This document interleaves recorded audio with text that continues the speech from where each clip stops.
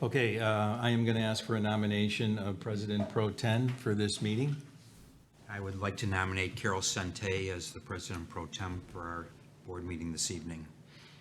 Can I get a second? Second. You take roll, please, Amy? Commissioner Geraldo. Commissioner Kessler. Here. Commissioner Senti. Here. Commissioner Robbins. Here? President Dorhoeffer.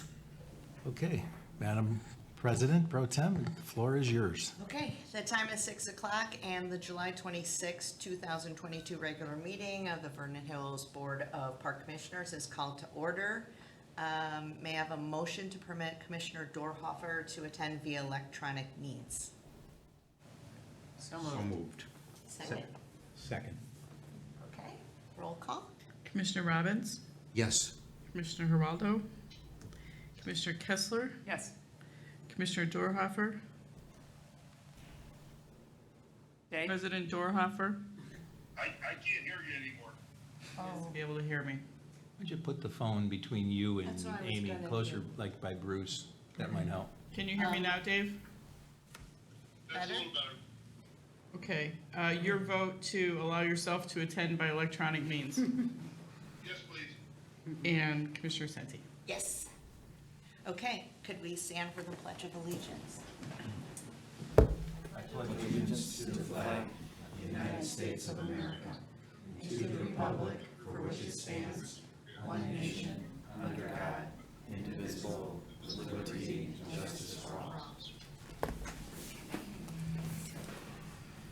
Okay, items under the omnibus vote agenda are considered routine and/or non-controversial and will be approved by one motion. If a separate vote on any one item is desired, it will be pulled from the omnibus vote agenda and voted on separately.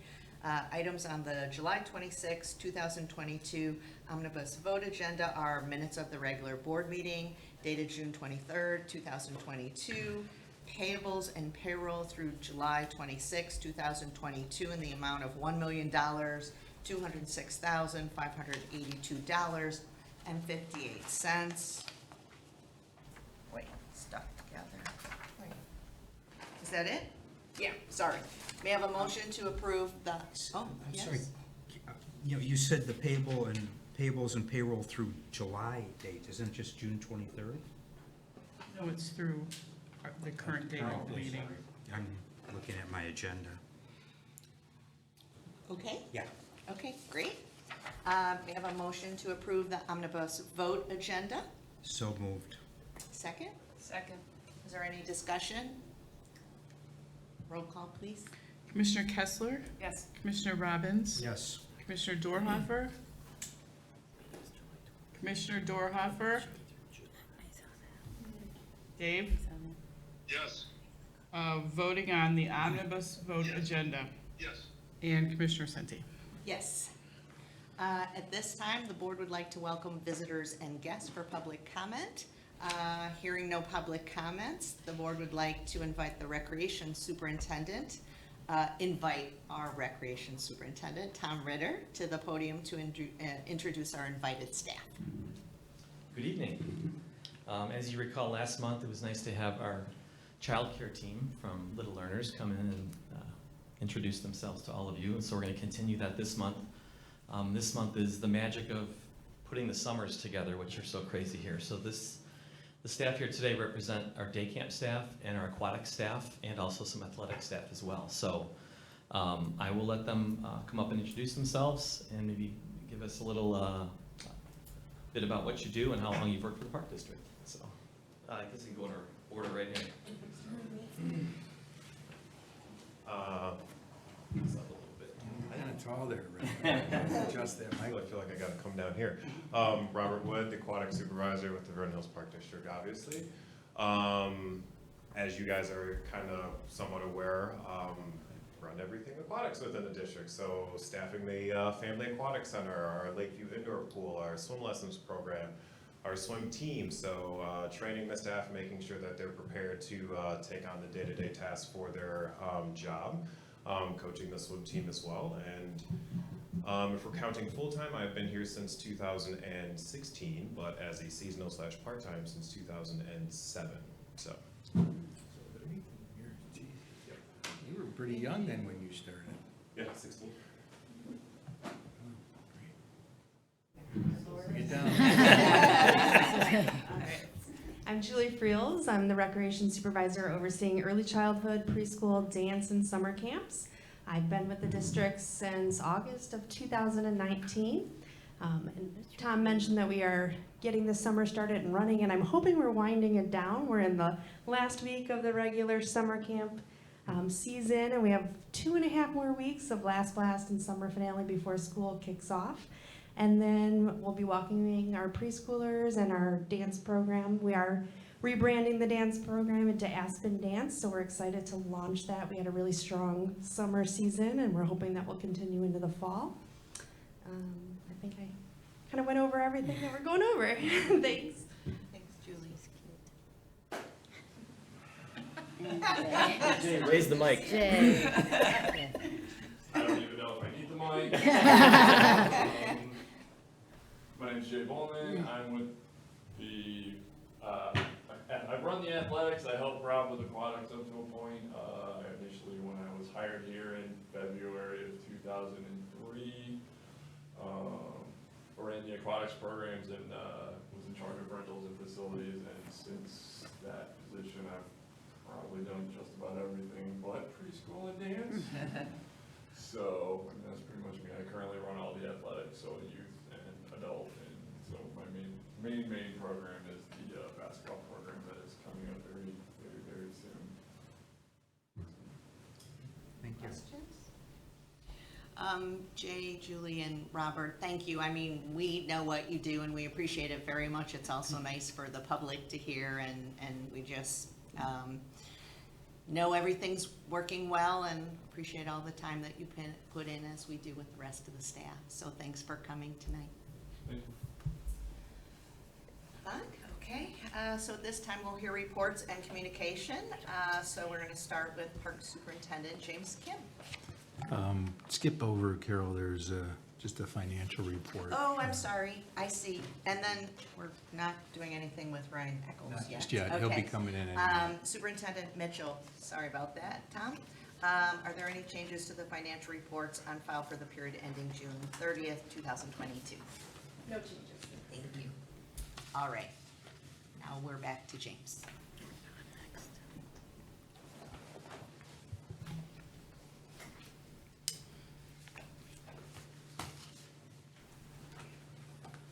Good evening. I will skip over to Lakeview construction updates as we had toward earlier. I'm over at Grosse Pointe Tennis Courts. It's going well. They have actually finished almost everything. Everything except for the gates, so the striping of the court and the color coding has been finished. It's a gray and purple. We have received the benches and garbage cans and the bike rack earlier than I thought, so we can install those next week. And the contractor just needs to do some landscape work and then reinstall the gates. We could open as soon as the week of August 8th. Deer Path Ball Field number 3, starting this past, yesterday. Ball Field number 3 at Deer Path is closed for renovations. So this was scheduled work for last fall, but between labor, material, and then some of the weather issues, we just decided to push it back almost a complete year.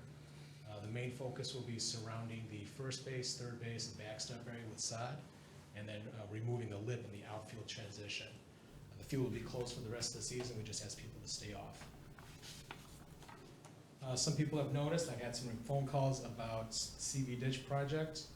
Lake County Stormwater, they have begun preliminary engineering surveys and soil borings in the CV ditch.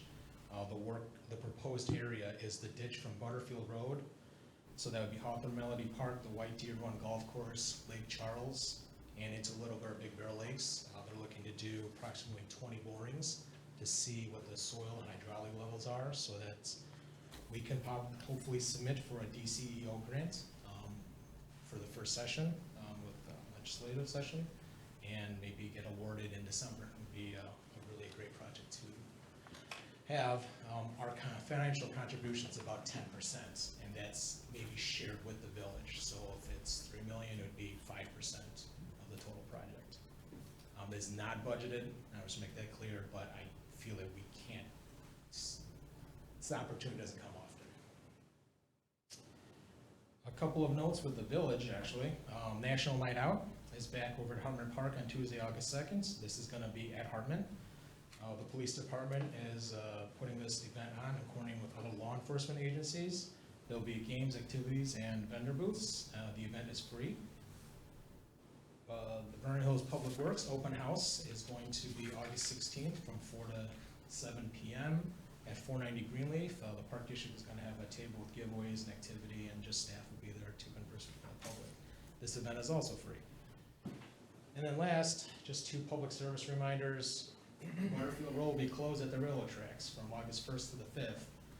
So any patrons looking to get to the parks in Greg's Parkway, or if they want to come south, they should use Lakeview Parkway in Vernon Hills to the east, or Lake Street in Mundelein to the west to gain access.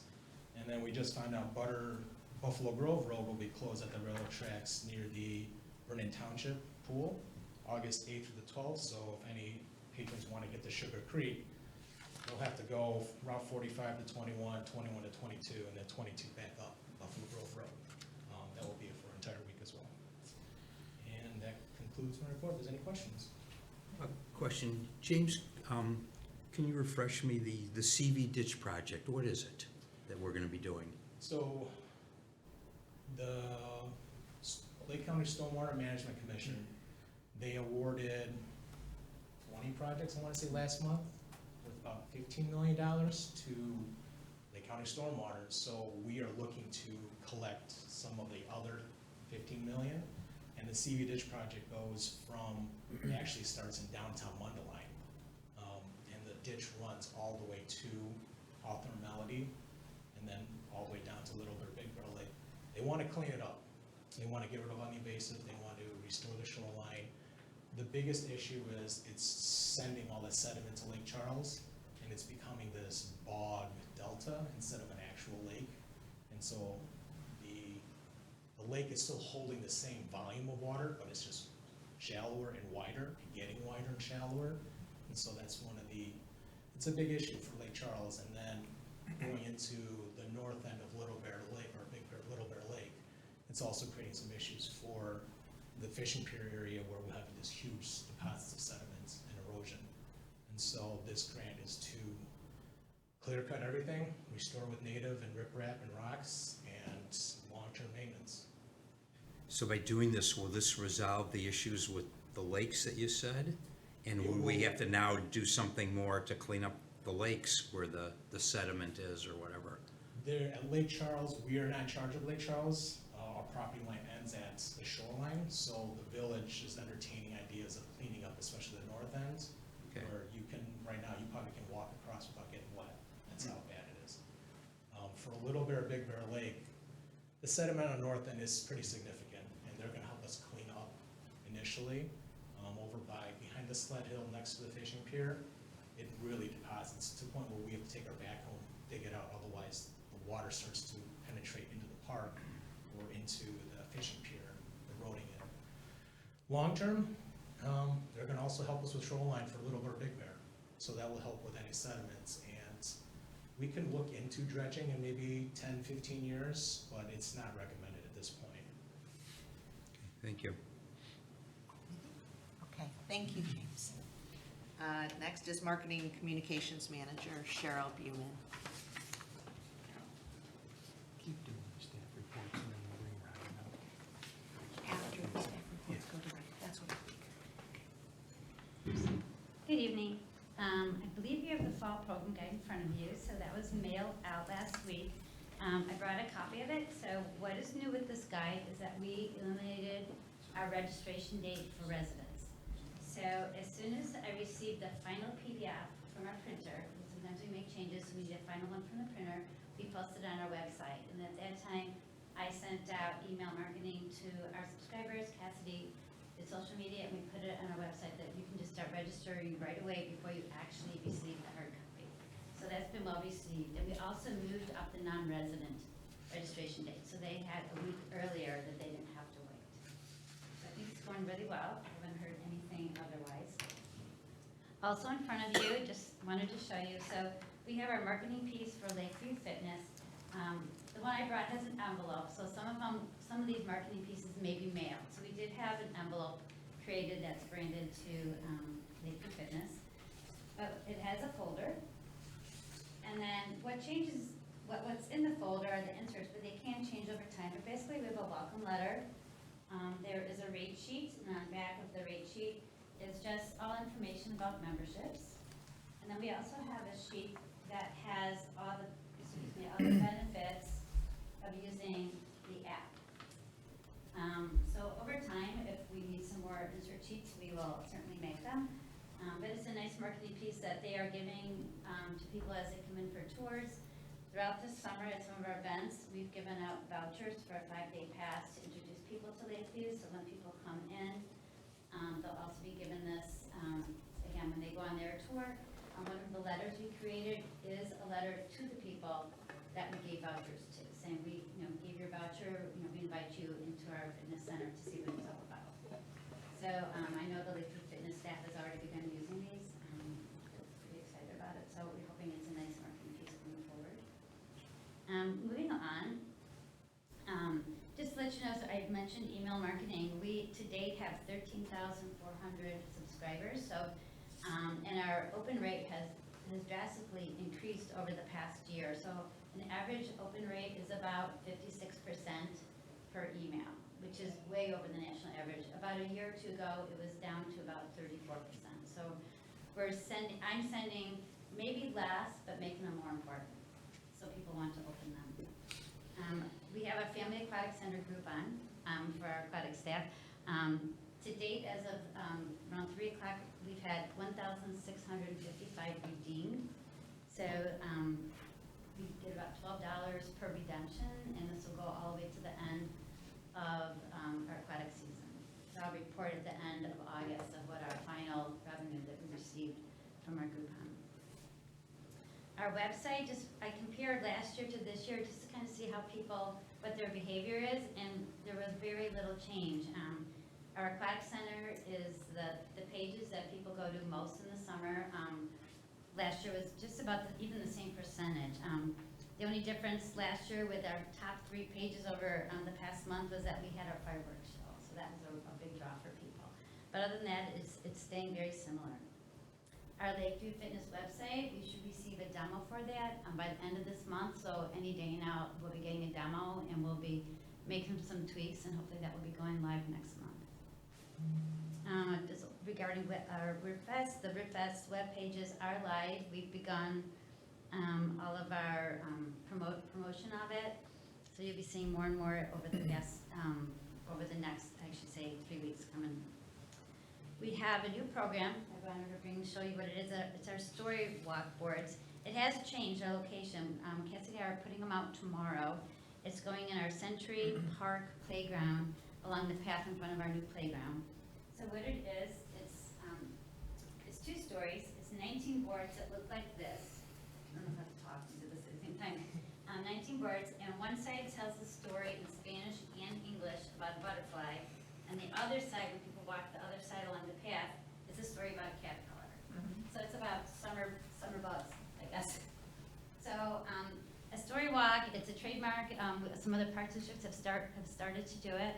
We're doing ours kind of low-key. This is all just handmade in our office, but if it takes off and people enjoy it, we may, in the future, make it a little bit more permanent type of structures to put the stories on. So we'll see how that goes. Social media, we have an audience of 9,000, almost 9,100. So between our social media and email marketing, we're reaching quite a few people on a weekly basis. Cassie has begun doing more and more video because people really like that. We've seen an increase of 156% on our Instagram, mostly due to our more video contact. Tom Ritter did a wonderful video for Comedy Showcase that had I don't think it made the list here, but it was really good. I don't see it on my list here. And that's all I have for this evening. If you have any questions. Any questions? Dave, do you have any questions? Nope, I'm good. You go first. Oh, just a quick question. I love that idea of the storyboard, and any way to track like the appeal of it? how will we know? Because it's just kind of out there. Well, we're gonna have it out there for 5 days. So we're just hoping that people will maybe make comments, you know, on our social media sites. Will you ask for comments to, Oh, yeah, yeah. to draw them in, or like go, I don't know.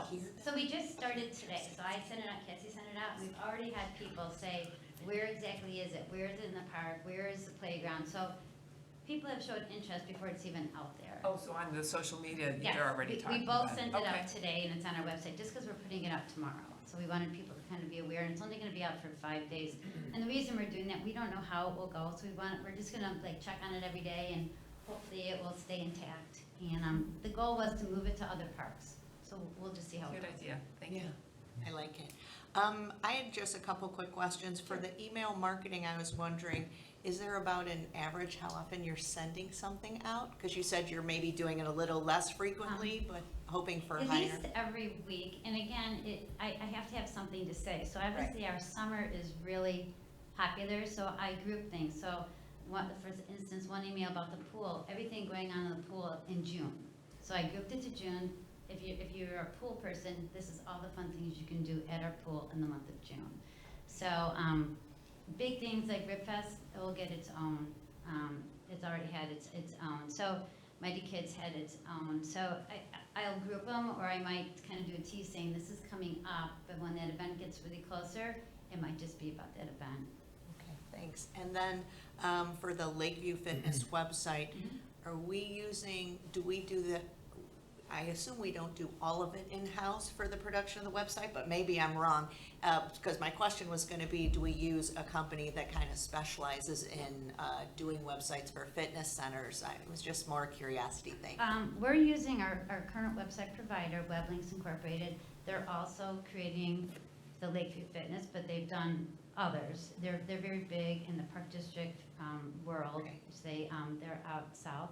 So they are doing both of our websites, and that way they're integrated. So Lakeview will have its own URL, but it will also be on our website. When you click Lakeview Fitness, it's going to take you to that website, Okay, to the individual Lakeview Fitness website. thank you. I don't have anything else. Appreciate it.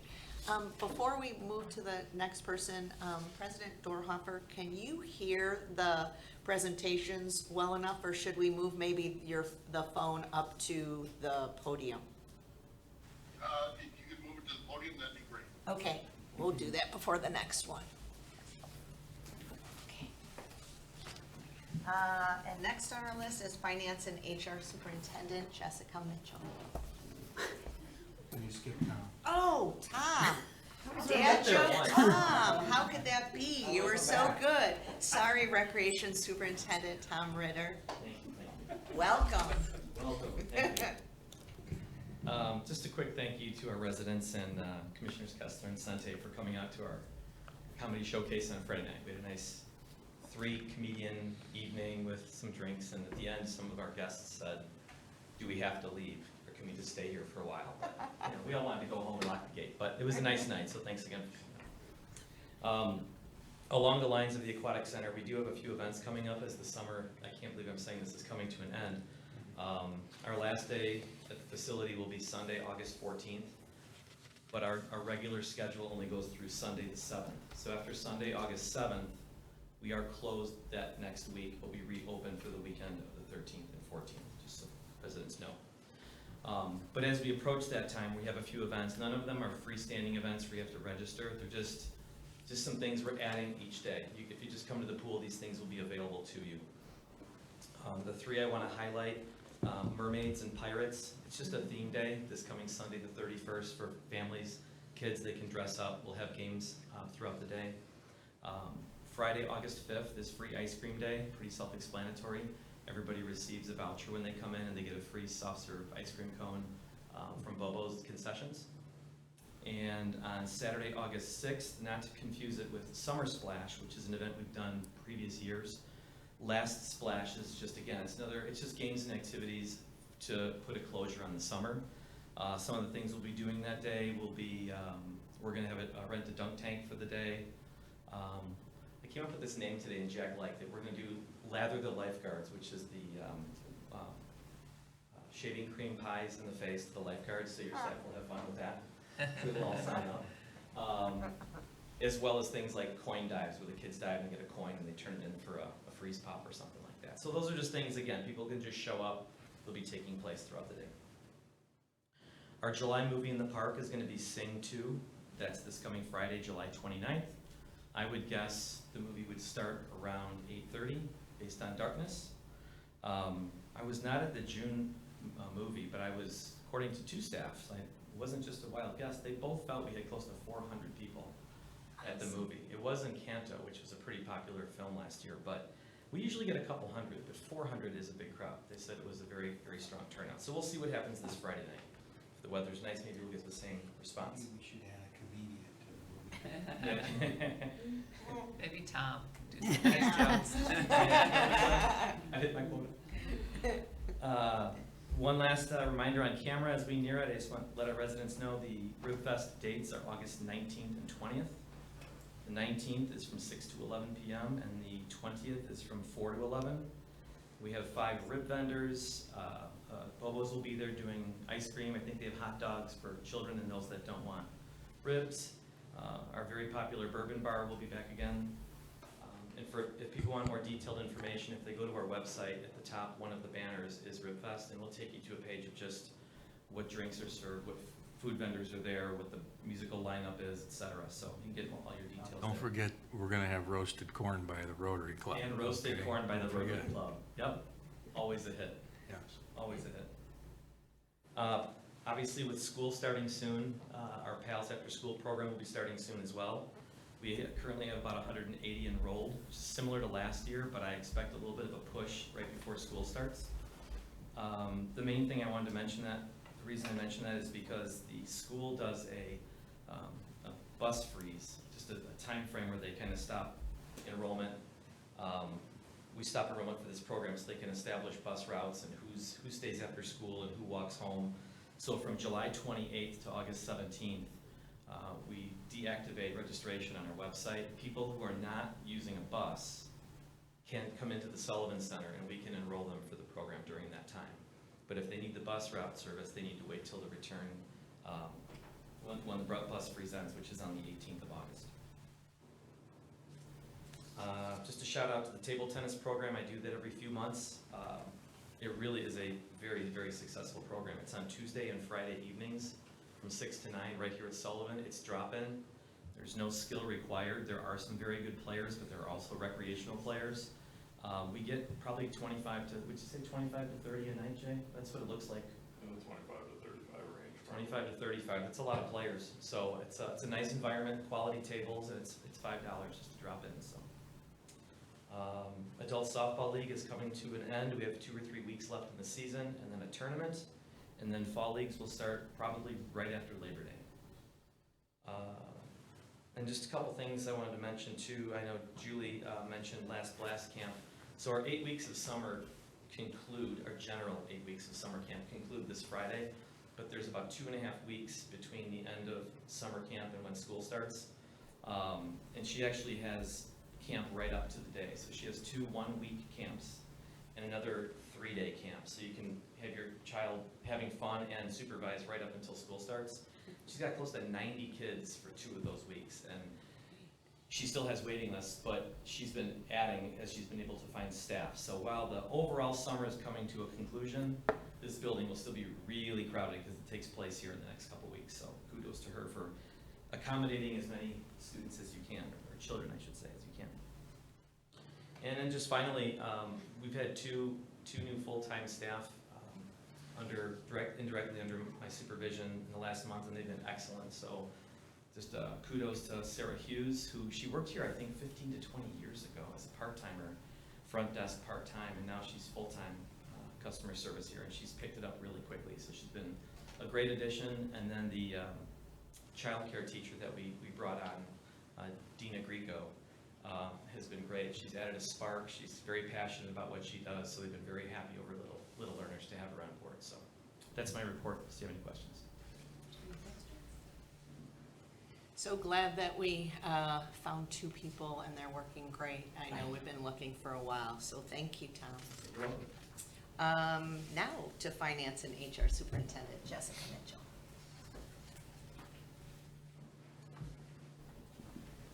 Good evening. In June, the district received $2,219,264 in property tax revenue. This amount makes up 39% of the 2021 $5,646,142 tax levy. As of June 30th, the district had $6,886,411 in cash and investments, and $3 million of that is invested in 22 certificates of deposits with various maturing dates over the next 60 months. $2,168,808 is invested in Fifth Third Bank overnight investment accounts, and $1,118,403 is available for current transactions. As the investment rates are slowly rising, Les continues to take a look at those and see what we can invest in. And in June, the district purchased a 2% CD for 10 months, and in July, 2 12-month CDs were purchased at 3%. As these CDs mature over the next several months, reinvestments will depend on the cash flow and our major capital outlays. On the topic of human resources, our update includes an additional Little Learners childcare teacher will be joining us in the full-time position. Her name is Marie Willems, and she will begin on August 1st, so we're so pleased to have her join our team as well. And preparation for the seasonal staff evaluations are also taking place as the summer season program is near closing, as has already been mentioned. That concludes my report, unless there are any specific questions. A couple of questions, Jessica. I'm surprised that that we received just 39% of the tax revenues in June. I would have thought it would be a little higher. Well, we actually just received another one, just about I think it was last week, so we didn't include it in the report because it hadn't been processed. But again, that just started for this year, so that's gonna make up a big portion of that, and then we'll probably receive, I think, an additional maybe 1 or 2 payments out as well. But I think it's on track. I believe it's on track for what's typical. Okay. Yeah. Also, do we need to keep a little over $2 million in the overnight investment account? Could we take some of that and put into more long-term CDs and get a little better rate of return? I could definitely look into it.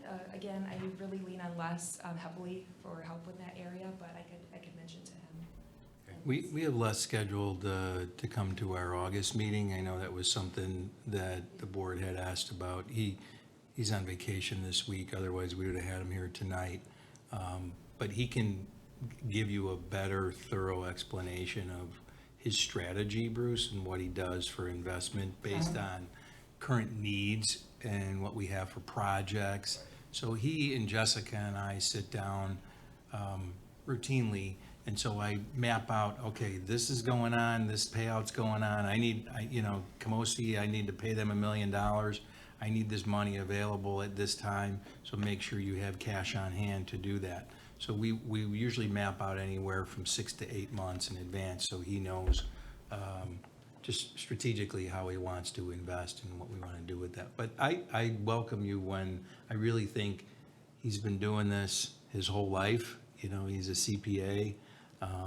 He's managed a lot of people and a lot of money over the years, and so he's really our go-to guy in terms of how we strategically put this out there. So you'll be able to ask him those questions next month for sure.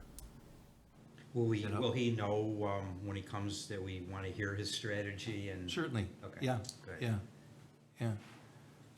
Is that all? Yeah. Okay, anything? Nope, Dave, thank I don't you. know if Dave has any. Is the phone there for Dave? Any questions, Dave? Dave? No, I'm good. Okay, thank you. Thank you. Okay, and so Executive Director Jeff Bougeroux. Okay. Should we move that back over to you? You know what? Leave the phone there because Is Ryan's Ryan gonna coming come up? up after me, and I think it would be Just good. speak up. Yeah. I've already talked to Dave, so yeah, you got a lot of information before you tonight with the spray ground project. Ryan Eccles is here from Vortex to give you the options You had the option back in June 1, or the June board meeting that we gave you, it was early June, we gave you all that documentation. So the board had directed me to provide a budget summary that just didn't include Vortex's proposal. So you have proposals from our construction management firm with Shafkus Brothers, and then a proposal from WT Engineering to handle all the other essential components of the project. So James and I have met with all the team members, you know, kind of laid out what our expectations are. Obviously, they're experts too in certain areas that we wanted to make sure that we were all kind of unified. I know Ryan is working with WT on just drawings that we got to get before people. I've said this many times to all of you, you know, we got this thing really, this going in like March earlier this year, where we just said, okay, let's do this. And so, you know, here we are 5 months later, and we just got our team together, and that's what I'm asking you to support tonight with the information before you. And then certainly we're here to answer any questions you might have. In your packet too, Jessica provided a background in terms of how we're going to fund the project. So there's a bond issue coming up that we're going to put before the board in January. That is going to pay for a significant portion of this, if not all of it. There are some special rec funds, ADA funds that we can use to pay for some of the ADA components of the project too. So we'll have kind of a dual fund process that will look to support this project. And then just I think we've talked about RibFest this Saturday. Amy is chair of our PERC committee. We're doing a staff appreciation event at the Family Aquatic Center. It's from 11 to 3. Any employee of the district, certainly any of the board members, are welcome to attend. It's just a free thing, drop in. We'd like to know in advance just so we know how many people. But we'll have free ice cream, and then people can use the pool. And it's just something that the PERC committee is trying to do. The PERC committee also does our holiday party, and they do numerous employee-related activities throughout the year to just, you know, kind of build a little more just camaraderie with their staff. So that's one thing. The Mighty Kids Triathlon is, in Lacey's absence, that's Sunday, August 7th. The numbers are getting up there. We're capping it at 200. The last I heard, we were somewhere around 125, maybe 130. And so we need help. We need volunteers. I know Bruce is, you know, coming. I know Mike Moline said he's going to come and help. So I don't know your availability. Certainly, if you're busy, I get it. But if you know people that might be interested in helping, we need some additional bodies because we're relocating it to the Aquatic Center.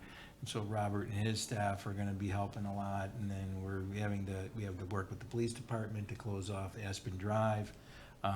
So all in all, but it's a great event when you see these little kids participating in a really healthy and wellness-related activity. And then you've got the August 3rd, which is the public officials and administrator next meeting. It's at the police department, so if you're interested in attending that. Then the week of August 1st, our auditors will be here, Lauterbach and Amen. And so they'll prepare the audit, and then they'll provide a draft. Bruce is the lead on our audit committee from the board, so we'll get that in Bruce's hands, that draft, before we put it to the board's attention. So we'll have plenty of time to give Bruce, you know, the opportunity to review it. I'd prefer he does his personal practice manual before he does the audit, though, draft, just so you know, Bruce, just a little comment, you know, make sure you review that. It's already been reviewed. All right. That's all I have. I'm happy to answer any questions. Just one, you had mentioned something about Jessica's statement for the funding of the spray ground. Yeah. And it mentions asking for a $5 million bond issue in March of '23. Do we need that kind of money? The only reason I'm saying is, you know, interest rates are going up and up and up, and I'm just wondering what the interest costs will be in March of '23. So in January of '23, we'll bring to you a proposal from Spirit Financial, who's our financial advisors, and our financial, basically they handle all of our bond investments and bond issues. We'll bring that to the board, but we're also providing for you a list of projects, significant projects, that are going to need to be done. And these are not ones that we would typically use out of our capital fund, because they're roofs that are $500,000, and there's a spray ground worth, you have the budget in front of you tonight. So that, keep in mind, one of the things that, we have a $4 million issue that expires in December of this year. That was the issue we did in 2013, which funded the Lakeview improvements. And so that expires and positions us where we're not really in a situation where we can go for voters to support any kind of improvements at this point, from a referendum standpoint.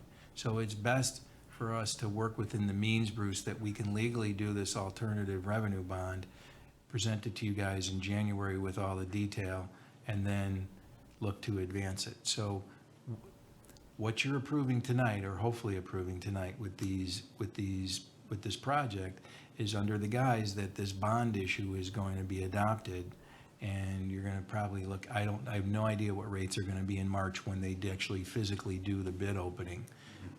But we'll come to you in the March meeting with an award recommendation. And that, that number could be north of 3%, where, our last bond issue we did in 2016 Nothing. was like 1%. Right, right. 1.2%. Yeah. So, but those are necessities. You'll If we see the need- projects. yeah, whatever, if we need We the- need to do these things. We need the for 5 sure. million, then Yeah. unfortunately we'll have to pay the carrying costs. Yep. Any other questions? President Dorhoeffer, do you have any questions for Director Fougeroux? Hearing none? Okay. Let's go. Okay, hearing none, we're going to go back, and we're done with the reports. We're gonna go back and invite Ryan Eccles from Vortex Aquatic Structures to present the updated spray ground design and cost estimate. Welcome, Ryan. Thank you, Carol. How are you guys tonight? Very good. Wonderful. Well, and thank you so much for, one, awarding myself and Vortex this wonderful project. We're thrilled to be working alongside of you guys and building this great team that Jeff is putting together for a project that the community, I think, is going to be really excited about. So my goal tonight is to walk through the differences that we put together on what we call version D, which is our 4th iteration of this project, versus version C, which is our 3rd. So version C, I believe, is kind of where we left off the last time we spoke. I uploaded version D. I think I now know that you guys have printouts here with both version C and D on it. It makes no difference to me what we start with, but I don't want to go take up all your guys' time tonight, so we'll kind of just rush through our newest idea, and then you guys can compare and contrast the one in your hand. If you have any questions, don't hesitate to interrupt. I think this is a team member group effort when we kind of, as we walk through this. So without further ado, we'll just kind of quickly move through. We've all seen this information and look at the project as a whole here. Jeff asked me to put together something that encompasses more of that lazy river island, right? How do we add a little bit more money to this while creating a little bit more play value than we originally had? So this is an okay top shot view here. You'll see an immediate change from the last version to this in the left-hand side of the screen here.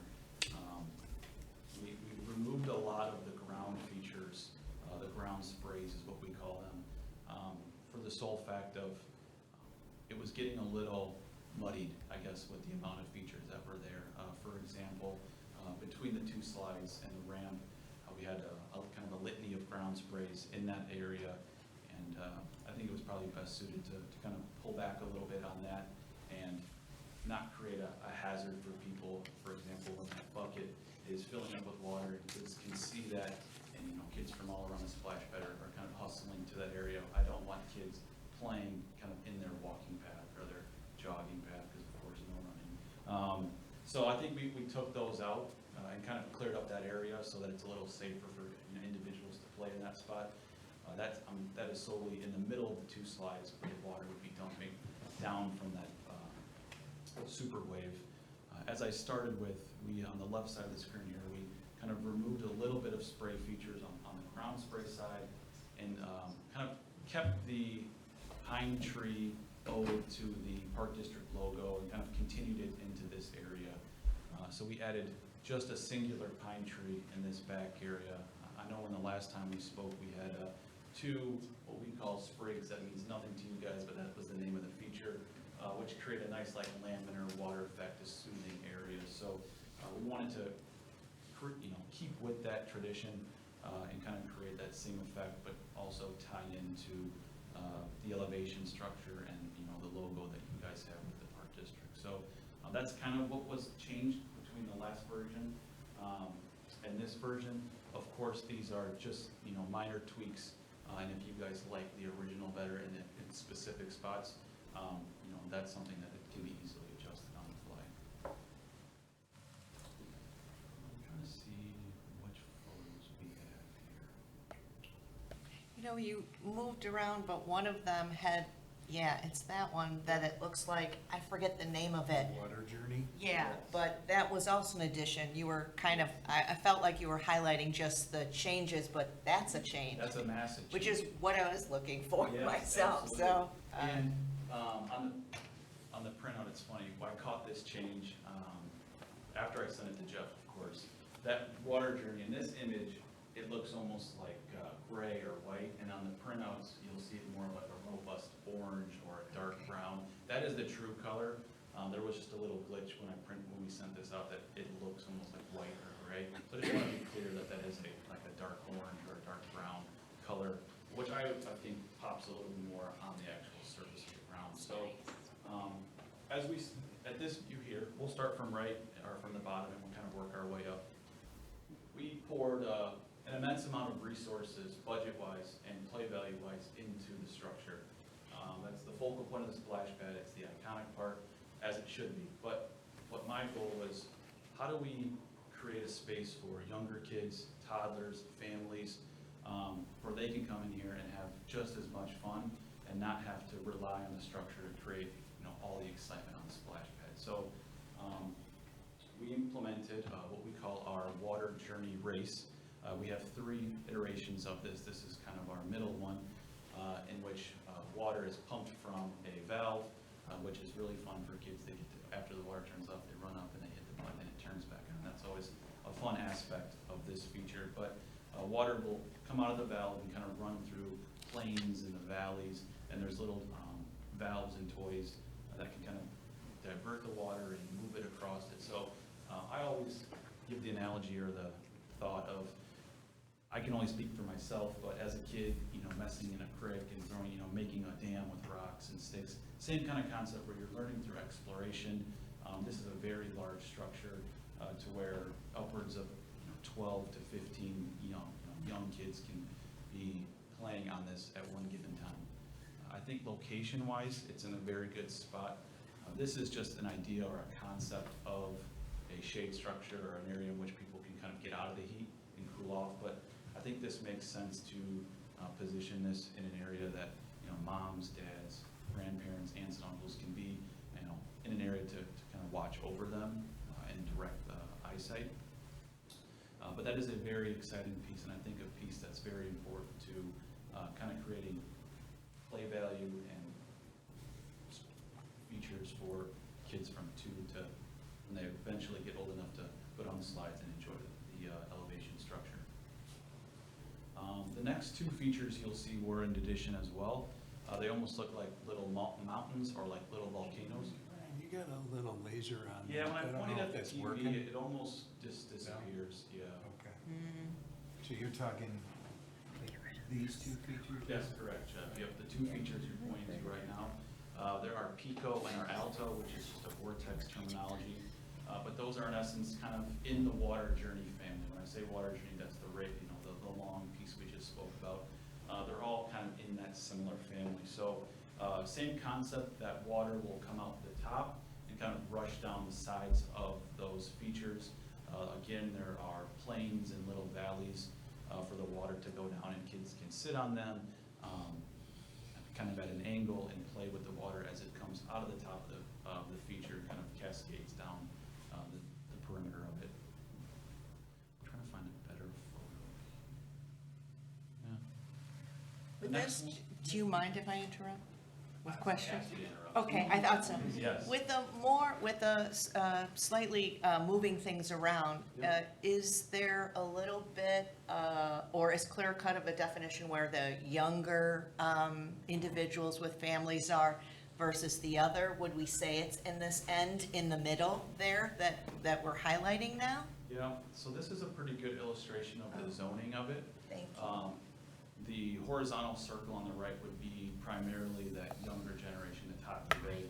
So you see we have a pretty good amount of space dedicated to, you know, younger children or people that don't really want to get, maybe aren't, the elevation's maybe just too much for them right now, so that is kind of where, you know, those children or individuals would be just hanging out and enjoying the features of the splash pad. So this is a great illustration of how we zone for toddlers, kind of that adolescent 8 to, you know, maybe 6 to 8 year old, 6 to 9, and then of course our teen bay, which is mostly the elevation structure.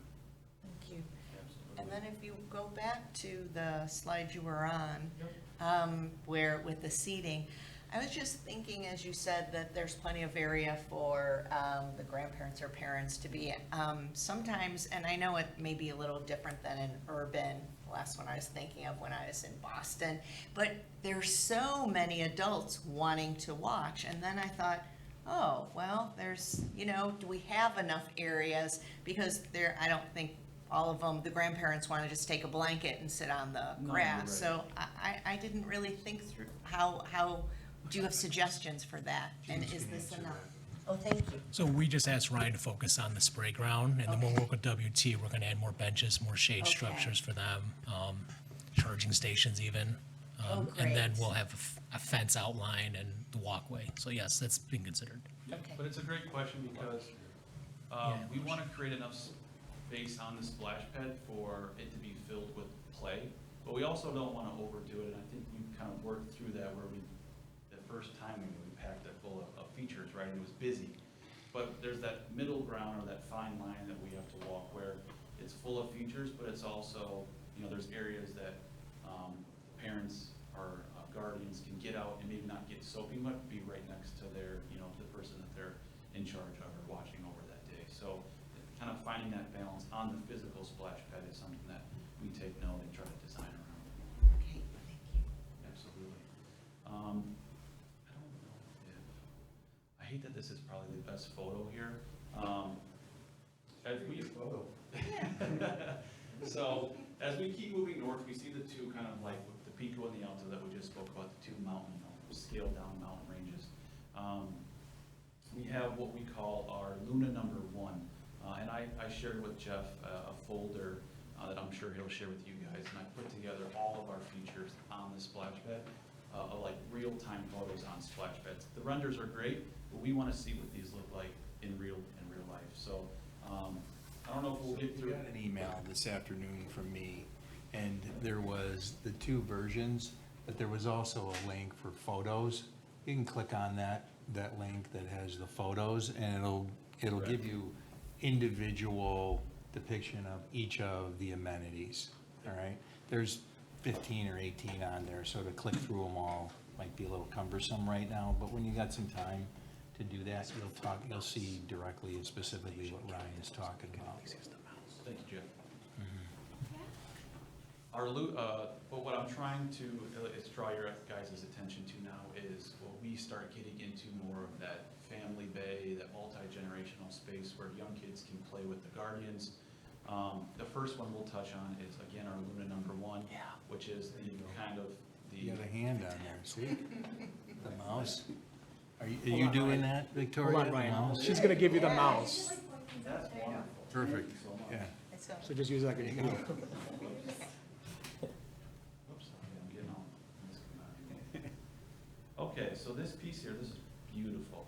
This is our Luna number 1, and it's kind of, I would say spray loops have been a mainstay on splash pads forever. just like dumping buckets have, just like spray cannons have. But we took this concept and we added what we call our blue orbs to them. So within that file that Jeff shared with you guys, you'll really get a good idea of what the play value of these two blue orbs on this side and right here.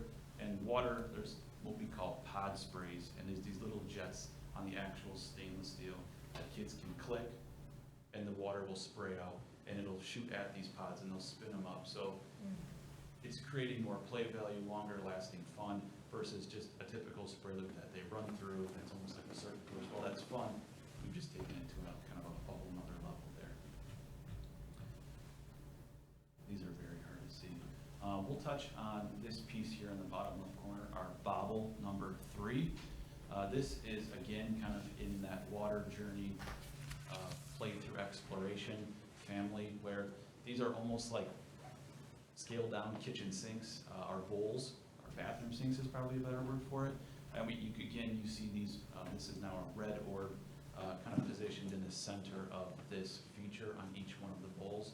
And those fill up with water, and a kid or an individual can bobble them up and down, and they can push the water outside of the bowl, and they can spin them to kind of create a vortex effect right in the actual feature. So we have one with just one bowl, but of course we're trying to encompass as many people as we safely can. So I went with the 3 bobble approach for this piece. We'll just touch on the ones in this image here. We have our Astra number 3, and you can't really see it that well, but you'll start seeing a theme here with our orbs and movable features. There is a blue orb located in the center of this feature that when spun, you can kind of see the water effect now, but when this is spun by an individual, the whole feature will rotate and create a nice water curtain that kind of extends out, and it's a really fun piece, and I think a nice mainstay on a splash pad. As we move kind of left here, we have our helico, which was on the existing design that is fully moved by the pressure, the PSI of the water line. So this piece will be rotating through the air at all times when the water is on, creating a very nice aesthetic look to the splash pad.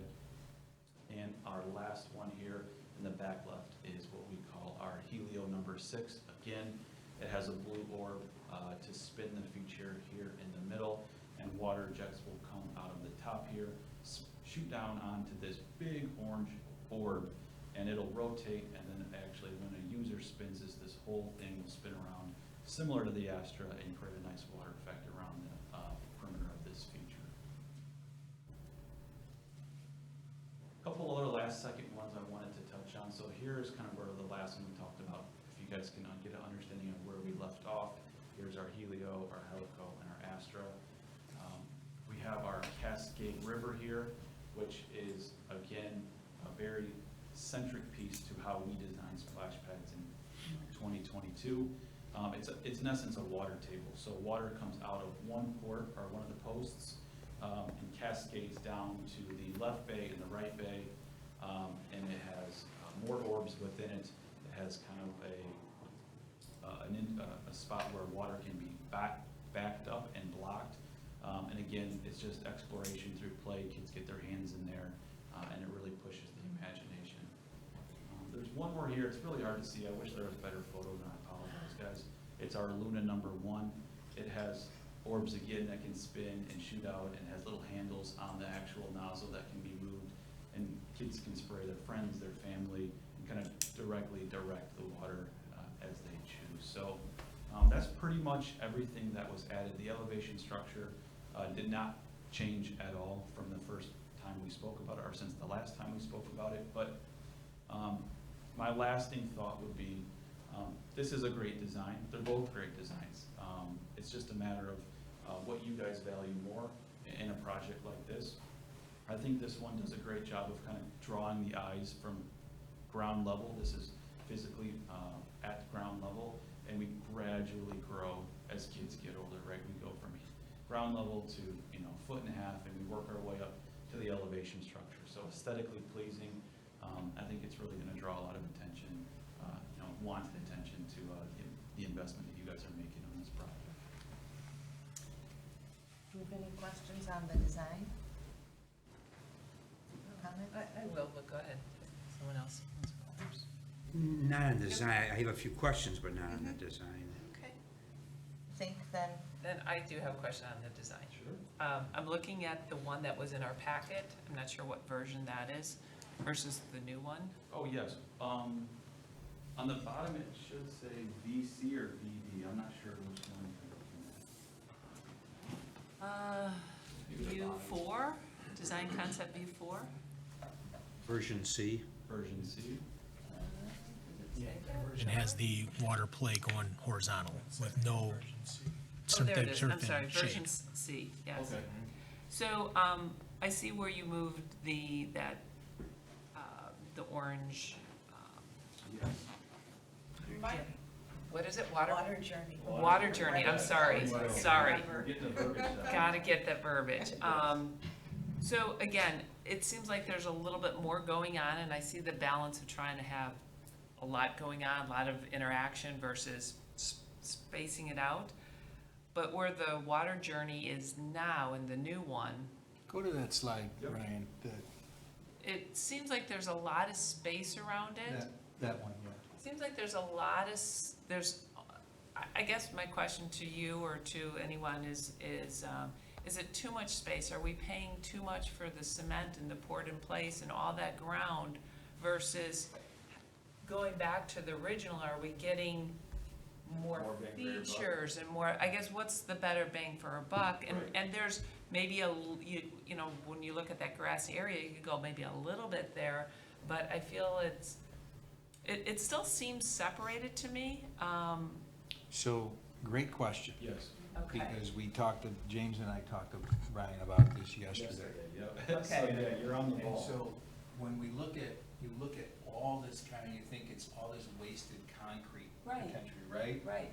And so, for me, as I thought about it longer and harder, is this all because you got everything down at this north end, this can all be pushed up a little bit, so you're not using as much concrete, and using this more for James and his guys to put some landscaping in there, instead of, right now you have this, you'll walk back from the main pool on that far, west end of the pool, and you're walking along the sidewalk, and you come into the lazy river, and there's some plants and islands and some landscapes around it. I like the idea of maybe enhancing that to keep kind of that look of landscape and not just all this big concrete slab that you're gonna see with maybe some kind of synthetic turf and a shade structure. So this area here, Cindy, we will do in-house. So from a design from Vortex is if we took this here, because I do like this, we asked them to put a couple of little things on the side, just so kids could have a little, water if they're sitting down in this. But this whole thing could be pushed in a little bit, and actually, this is the smaller version, there's a bigger version. This one holds about 12 kids, and the larger one, Ryan, is 30. double that. Yeah. 30. Which one do you have The in the water version journey. C? So they're both the same exact. They're both same and I size? checked today, actually, Jeff. We have, this is like I mentioned, kind of there's not a good, better, best, but like at the scale of 1, 2, and 3. This is number 2 on size. Number 3 is more of a diamond shape, and it would fill out that space. And actually, I checked with my designer, and it would fit in the space. It just comes with a little bit heftier of a price tag, of course. So budget-wise, we were able to make this work. If the other one, and I can share it with you guys as well, if that's something you want, then we can superimpose that on the drawing, and that would fill the space out pretty much entirely. Want to say something? No. Do you guys, Rob or Jay, you guys have any thoughts on it? Yeah, I mean, I like it, I don't necessarily wanna cram it up too much, because if you're talking about 12 to 15 toddlers, you're also talking about their adults that go with them, so they need space to supervise more directly, because when you're talking about that young a child, from my standpoint, I don't want them sitting on a bench, I want them close. So if you're gonna have adults in that area too, you're probably gonna need a little more space in the concrete. If you have 10 kids here on this amenity, you're probably gonna have their mom or their dad or grandma and grandpa hanging out on the sides, and they're gonna need space then back there. I just think like this space, when you look at that north end, this is huge. And so we would just put like a standard canopy. You can look out the back window here and see one of our canopies. That's what we would do for a shade structure, and probably just put some benches under it for when Rob or, is doing birthday parties or something, and we're gonna have that available for people. Yes, people will probably sit in it, but as James said, if we put a bench here and here and here and here, and we do, people all want shade then, and look, you're in a pool and it's a spray ground, we can't put shade everywhere, you're out there, so if you need to get shade, you're gonna have to come maybe to another area of it. But I value your opinion on that, Cindy, because it was the same thing I thought. We're wasting a lot of concrete here. So, just to kind of follow up, I agree with Commissioner Sente about having more space around, because that viewing area is not near all the high-action area. Yeah. So it is further away, and if you want to watch your more active kid, you're going to be in the other, you're going to want to be in the other area. Because it seems like this water journey area is a dry area, it doesn't get water around it. Do you need, I could see the value of having some extra room around it, but does it have to be cement and poured in place and all that? Can it just be more, can we narrow that up and have grass and? That's a great question. I haven't had anyone specifically ask that. It comes in, I was mentioning Jeff yesterday, like almost like triangles. Concrete reinforced fiberglass is what the actual physical feature is made up of. And they come almost in puzzle pieces that connect together on the concrete. And they do need to be flush mounted, but maybe we fill in the area around it with maybe. I don't want to put grass in there. Yeah, putting grass. Or, I guess, Synthetic maybe, but Synthetic, yeah, maybe. synthetic's gonna drive up the cost more than concrete would. And Cindy, I'll elaborate on, I agree that in this view, in this moment in time, it looks empty and bare right there. it does. From previous projects that we have samples of in our database, a lot of the times this part of the splash pad is exactly like this, kind of not by itself, but to the side a little bit to not enhance the older kids to come over. It's really mainly for younger children, so it's kind of designed in that aspect. And if we filled out, you can kind of see the wet zone of those two geysers that we put to the side of it. If we continued through the north part, or I guess the south facing, and went towards the elevation structure, we might run into issues, and I can confirm this, where the water starts spilling from the concrete into the elevation, or into the water journey, and kind of overflowing it in that regard too. So just two things that I wanted to bring up, but I can for sure get confirmation from my designers and the people who put together the kind of the spray zone. If there's maybe one or two more ground sprays that are gentle and would be perfect for that age of kids, that would fit in that space too. Jay, did you want to add something to? The other thing is I like Commissioners? the two spray things, but if we put too many spray features, then that's gonna discourage parents from being by their kids. It just will, cause. You're saying these Parent- two They don't want to get wet. I mean, that's fine, I'm just saying if you Yeah. put more spray features and make that more wet, parents don't wanna necessarily get wet, they just wanna be by their kid, and if you put a bunch, just going by experience, they're not, the more busy we make that over there with water play, if we want the focus to be that feature, then we're discouraging parents from supervising that. And I guess to be clear, and I'm not necessarily looking to make that area more active. I guess I was trying to do a little more cost savings by moving it a little bit closer, not having it so much area around, or having area around, but I feel like we've taken out other things, and I guess I'm just trying to balance that, and I feel like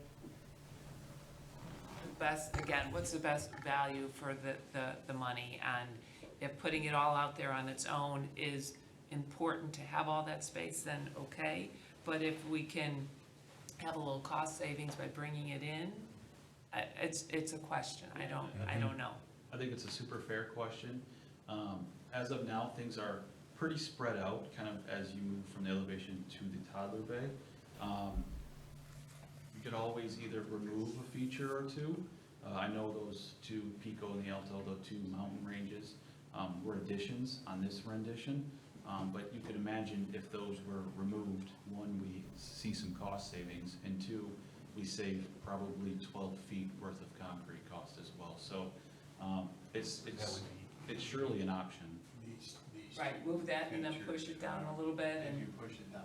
And again, I would wanna know, like, if you've got this wheel and that thing delivers a ton of water, I don't want it rolling on down and getting into this zone and impacting younger toddlers that, don't want to. So that would be something, but I know, from this end, that you go out there and look at that, then inside of that river, it's a big, vast, it's a large area from one end to the other. I just don't know, Cindy, when you get into demo and you get into filling with concrete, does it make sense not to fill it in with concrete and just have a little section, maybe that just remains vegetative, from a design standpoint? I don't know. I don't know what the cost benefit of that is, because you're gonna then have, if you left all that vegetation in there, you're gonna have that debris getting into the spray area, and James and his guys are gonna be cleaning it up and raking it up, and you almost want it just to be, well, you'd put turf, you could if you extend the did, turf a this little is bit. not cheap either, Yeah. as a surface. It's gonna be more expensive than the concrete. It's concrete underneath it, and all you're doing is putting the synthetic glue and gluing it on top of it. Okay. So, you're paying for it either way. And my last comment was, as far as age and things like that, kind of like when we do playgrounds where you have, a smaller section, 2 to 5, but those kids are always jumping to the higher age stuff, and maybe you could speak of this, is that they're not gonna wanna stay in that area. I mean, they want the play value, so you don't wanna ruin it with the water, I get that, but you want it accessible for them to get to the other elements too, because I'm sure they're gonna. Well, I think, Go and follow you got, this. look, Julie's got a young boy. That's what I'm a saying, couple. Julie could probably speak on that. James too. has got young boys. What do you guys see? When your boys, James, were 3 and 4 years old, did they want to get into the big elevation, or were they Yeah, fearful but of they it? would have played with the water Odyssey, and they just would All have of it. explored. They would have done played all of it, yes. Yeah, so it's not like we have to separate the age groups that much. No, but separating it. Like this is probably really appropriate. A lot of spray grounds do separate low play for 0 to 3, 4, and then they put in the large structure for the larger kids. Because during open hours, you're gonna get everything from 0 to 15, 16, 17. I mean, especially with the newness of this feature, we're gonna pack, that's the first place everybody's gonna go, so this is gonna be, especially initially, I would think it's gonna be very, very crowded, and so the more space we can give, cause if you just imagine, Jen and her wife and her kid, it's like 2 parents to a kid, or 2 and 2, so it's like I said, in our head, sometimes we just see the kids, but with especially on the younger side, the more young kids that are back there, you've got 2 parents with them, not just one, or you've got a group of moms back there and they brought 6 kids, and so you just got to account for all the adults that are keeping track of these kids. And yes, we're gonna have plenty of space around the outside, but some parents get really involved and are with their kid the whole time, and others just kind of want to sit on the sidelines. So I think the more space we can give, because then otherwise there's just gonna be just cram-packed Yeah. and getting in the way of each other more than so. It's a good problem. Yeah, I hope we have that's that what we're problem. hoping. I hope we have tons of people back there. Yeah, I do. I'll elaborate on what he was saying, that I want to create a safe area for people to hang out that don't have to worry. If the goal is here to create on this end, an area for people to get out of the heat, cool off, have lunch, whatever it is, you're going to get individuals, kids walking through from the elevation down to it. So we want to take that into consideration with space. Is there room on the perimeter? Not everyone's going to go on the perimeter of the splash pad. So if we're having people, that whole area is filled with water features, we're going to have kids kind of bobbing and weaving as they kind of go to the picnic table, to the shade structure. So just something to keep in mind as well. Do we have a game plan to, is there a capacity number for this spray park? I want to say it is, how do they determine capacity on something of this size? That's a great question, Bruce. I think that's a question that I could ask IDPH and get an answer for you on that. I don't want to just take a stab at it right now. I don't think that's fair to you guys. But that's definitely something that needs to be taken into account, and that you guys know kind of the ballpark figure for the amount of people that. Because we're gonna also have to develop a game plan for our employees to, what do we do if we're getting Cut it close to off. that capacity? How do we control that? Well, Rob, you want to answer that, how you control that with Yeah, overall that pool? could just be part of the overall operations of how we would run the facility. So say if we have X amount of camp groups of, 100 per, and we know that we can only have 2 camp groups back there, we're just gonna have to cap it and either rotate it or bring in extra staff to make sure that the, play structure itself of blanking on the name of it now, is covered completely, so that way we don't have any safety issues as well, too. Right, I hope this is, this could happen, but, again, we have to be prepared for. Oh, yeah. Yeah, I think originally, I want to say in one of the other conversations we've had from one of your competitors, I want to say the number was around 300 adequately that you could put. Now, that may not have been based on the entire volume. It may have been based on only a portion of it. So IDPH is probably going to look at that at square footage and then body per square foot. So if we're talking about 7,500 square feet, what's the circumference of what they would do? I don't think it would be anything different than like what we would for a fitness class, where I think it's normally about somewhere around 50 to 60 square feet per person.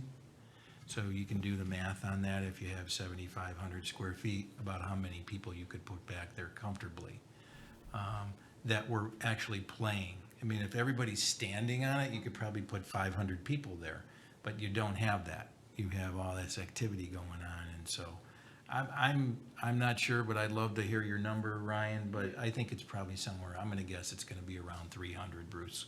That's just On our last presentation, I made sure to put in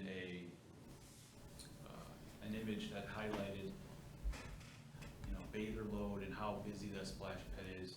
I know on a busy day, think of the 4th of July weekend when everyone's in town and using an amenity like this. We recommend 15 square feet, or the amount of square footage that this is divided by 15 would be on a really busy day. So if it is 7,500 square feet, I would divide that by 15, and that would be. What is that, Bruce? 500. Max. 500? Okay. The one thing I would just tell you is that, like, the river and whatever, the capacity of the facility is gonna be based on the entire pool. It's not just gonna focus on this. So this is gonna be a part of what is already the entire facility. So the IDPH number, like, currently it's 1,090 people. We're just under 1,100 for the entire facility. That's how many people we're allowed to have in the FAC, is just under 1,100 people. So the only time we're really gonna need to know the specific number for this facility is if we're running it independently, and that's a lot easier to control with staff. We can literally have somebody there with a clicker if it's really coming down to that, because that's what we used to have to do when this facility first opened, is that we had a clicker every day. So when we're running it as the FAC, unless we're getting 1,100 people or whatever IDPH tells us what the overall capacity is, we don't necessarily have to determine something specifically for this feature. It's just another feature that goes along with the 2 front pools and the slides. So when we open it up as an individual thing, it'll be much easier to control, because literally at the entrance, we can control how many people are coming in, whereas with the overall pool, that would be a little more difficult. We would just be doing the same thing, like, we're allowed 1,000 people, whether they all go back there, we don't really necessarily have a ton of control over that. The difficulty is if we are near capacity, what do you tell the parent and his little child or her little child? Like you have 20 minutes to stay in here, or you know, I don't know how that, No, I mean, because I how think that if it's works. just crowded people or people, and if it's that crowded back there, they're just gonna come up to the zero depth areas of the front pools and they'll wait, or they'll come on a slower day. You know, it's like by Sure. human nature, they all kind of spread themselves out because they don't wanna be all on top of each other. Is the sprays, is that continuously spraying out water, or do they stop and then, okay? Yeah, so we Good. would work with WT on developing the water management system. We would probably, from just past experiences of working with WT, provide our activator buttons, so all the bollards that are coming out of the concrete that kids could push. I think on this project, there are 3. One I'll highlight is, this is what they look like, kind of on the perimeter of the splash pad here. That would signify where an individual come, and this would be zoned. So if an individual touched this one, say a camp was in, you know, a day camp or summer school was, or summer camp was here, and it was much more, you know, younger kids, and they were only playing in, you know, these 2 areas. Well, this, for example, this activator would turn on just this zone right here. So this feature is not running, these features are not running until they hit maybe this activator over here. And then once it's hit, you guys with our controller, and they're, you know, it can be easily set up, I can do it with you guys, can determine how long you want that water to come on for, 4 minutes, up to 30 minutes long. I just did Deerfield, in which they wanted a 30-minute increment, so when they hit the activator, it's nonstop for 30 minutes, and then it'll wind down, and then someone has to go touch it again. So that's how it's determined, and I'm going on a long one here, but this is all sequenced down about 25 to 30%. So not all features will be on at the exact same time. If everything's pushed on at once, about 70 to 75% of them will come on at once. One, that's to conserve water, so not everything is running at a maximum all day long or all the time that it's on. And it pushes movement throughout the splash pad. So you can imagine, you know, there might be a favorite feature here that everyone likes to enjoy, and 6 kids are nonstop playing with it. Well, that feature will eventually turn off within that sequence, and another one will come on. So it pushes everyone to play with all features, and then again, it'll come back around, and that feature will turn on, and maybe those kids will be gone by then, and another of kids can interact with said feature. It's all very customizable, and I'd be happy to walk you through it. So are we comfortable kind of moving from the design of the facility to the cost of the facility? And is that something Ryan's gonna go through, or you are?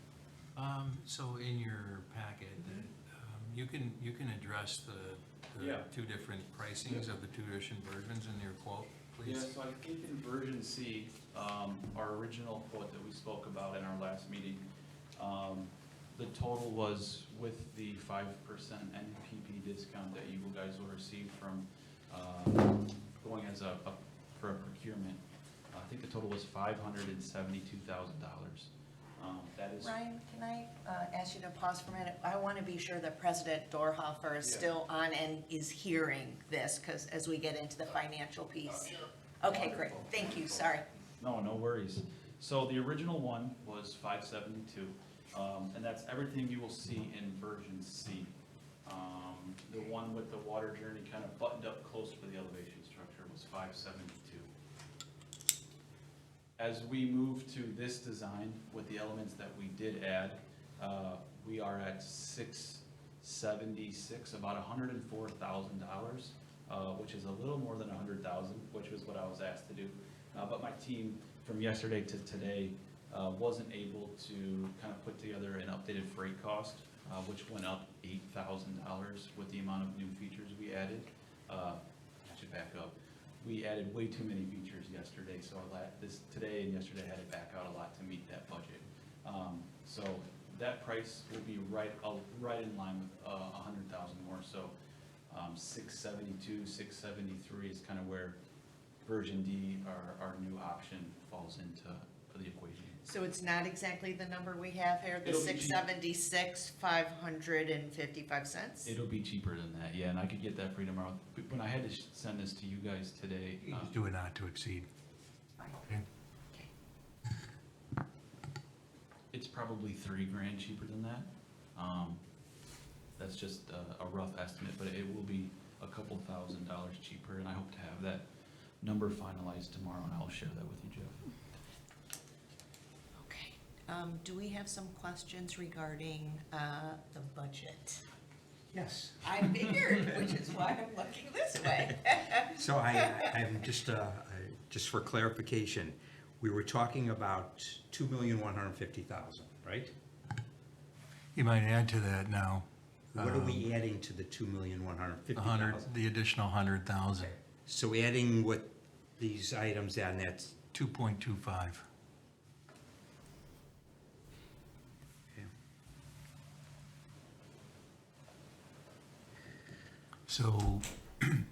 So the significant, the 2 million would come from the bond issue come from the capital, and the other 250,000 would come from our ADA special rec fund. We have the ability to levy up to just about shy of 500,000 annually for ADA-related projects. This particular project has over 50% of the features are accessible. Is that correct? Maybe even more? I would say it's, the only part of this project that's not ADA accessible would be on the actual physical elevation structure. Fine, so more like 75, 80%. It's probably closer to 80% of the splash pad. So that's where the funding would come from, Bruce. Is there $100,000 of items here that that we can remove? You know, I have an issue at 2,150,000, and now we're adding 100. I would ask you if you could bring your phone, that phone, Ryan, to give that back to Commissioner Sente, so that you can have the conversation with Dave and at the dais Make with sure the he's board. Make hearing sure all you of guys us. are. Yeah. This is not a conversation that Ryan needs to engage in. I think this is a board discussion at this point. Okay.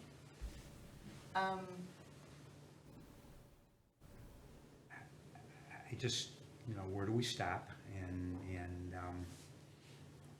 you know, and still be fiscally responsible? You know, is there any way to maintain the 2.1 million, 2 million,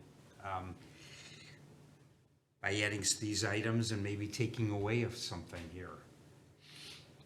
That's, Does any other commissioner have some thoughts? Let's kind of all state how we feel. Do you want to go next, Dave or Cindy? Yeah, hard for me to follow just because I don't have the, Right. I have the screens in front of me, but I don't necessarily have what screens you're looking at the same time. Yeah, we appreciate that.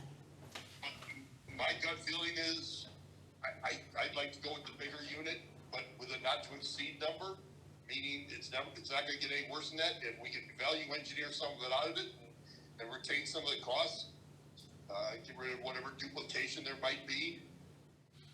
That's what I would be in favor for. Thank you, thank you. And I guess my thought is, again, just looking between the two versions, the C version, even though the water journey section is closer and doesn't give as much room, it's 100,000 less, and it seems visually to have almost more play stuff, and maybe just because it's in a little bit smaller space. So I guess I'm struggling with What was making that? sure we have enough room, that it's gonna grow and we're gonna be able to accommodate everyone, but being responsible and my original question, what's the best value for a dollar? And I'm torn. I see value in both of them. Do I see 100,000? I'm struggling with that one. So if you have insight on that, I'd welcome that. Otherwise, I'm not sure how to really answer that. Yeah, it's, there's, what do we see here? Have we picked a nice array of features for everyone and are budget threshold and trying to meld those together, because I don't myself want to get into which ones we're removing and adding to get to a certain price. I try and look a little bit more on the overall concept and have staff tell us that with our overall direction as well. But the budget's very much something that is our responsibility, we have to feel comfortable with. I know from last time, I like that you pulled out some of the peripheral features that didn't seem so exciting to me. And I think the board as a group liked that water journey piece. I think it just feels very more kind of touching all the senses, you know, at all the levels. And I like how we've elongated and filled out the space generally. I do expect there'll still be some tweaks. I guess regarding the budget piece, my overall thought is, I mean, I want there to be a not to exceed number. Capital projects are long-term, so I want to make sure that there's enough wow for people to come originally, and we don't have to right away say in a year or two, let's add some more because we didn't do it well without crowding it. And again, I appreciate the conversations we had on the crowding piece, and you know, that things I wouldn't have thought of, parents sitting next to the young, and so I appreciate that whole conversation we've had. With that said, I am comfortable with doing, for example, a not to exceed $675, and then having, if you guys can find some money, that's kind of where I sit.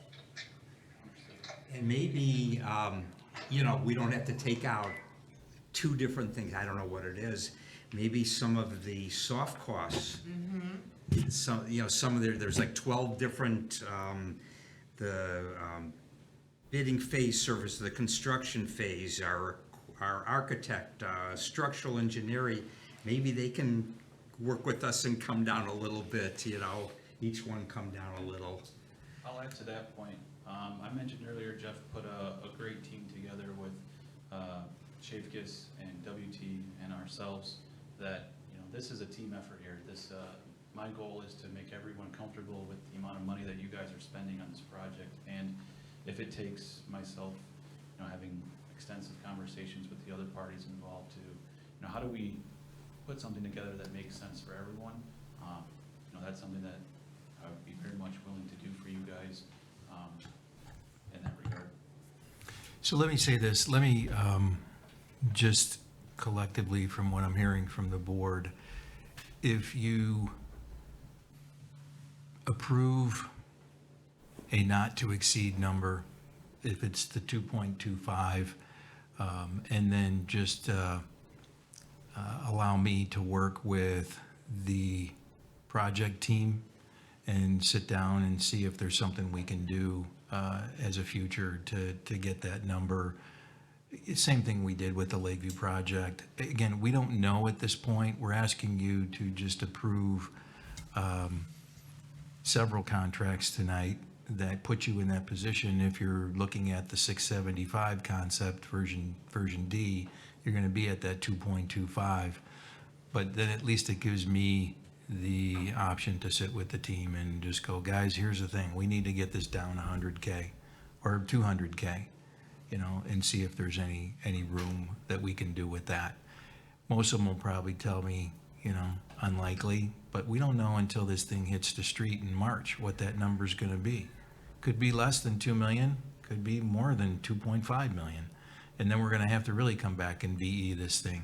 And more than likely, you know, what we have to look at then is the amenity part of it, because I don't know about the construction management or the MEP, you know, consultants, you know, where they're going to potentially move. So, but we can look at some of those options collectively. I would just ask you tonight, then maybe let's consider the 2.25 and not to exceed, and then allow me and my staff to work with the project team. So I have a question. Are the engineering fees, so we have the construction costs, the fees, and then soft costs. Some of my peers would take offense that you say their fees are soft costs, so I just wanted to throw that out there. It's a different an image. category of the budget, but no problem. But are the fees percentage of cost of construction, or are they lump sum? The lump sum. They are? And so you've made the calculation based on the construction and put that number in? Okay. Yeah, James and I went Okay. through it.